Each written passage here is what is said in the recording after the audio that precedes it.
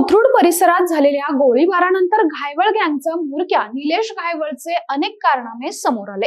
अशातच यावरून महायुतीतील नेत्यांनी एकमेकांवर मोठे आरोप केल्याचंही दिसून आलं। निलेश घायवळचा भाऊ सचिन घायवळसाठी गृहराज्यमंत्री योगेश कदम यांनी आपला अधिकार वापरला। गुंड प्रवृत्तीच्या सचिन घायवळला अधिकार वापरून शस्त्र परवाना दिल्याचा दावा होतोय।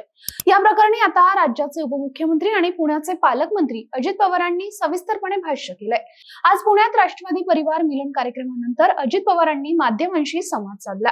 यावेळी पत्रकारांच्या घायवळबाबतच्या प्रश्नावर उत्तर देताना पवार म्हणाले, मी स्वतः सीपींना सांगितलंय, कोण कुठल्या गटाचा, तटाचा, पक्षाचा, कुणाच्या जवळचा कार्यकर्ता, लांबचा कार्यकर्ता, कुणाबरोबर फोटो आहेत नाहीत हे असलं काहीच बघू नका। जर जिथं चूक असेल, जर कोणी कायदा हातात घेण्याचा प्रयत्न केला असेल, नियमांची पायमल्ली केली असेल किंवा करत असेल तर त्याच्यावरती ऍक्शन घ्या, अशी माहिती अजित पवारांनी यावेळी दिली।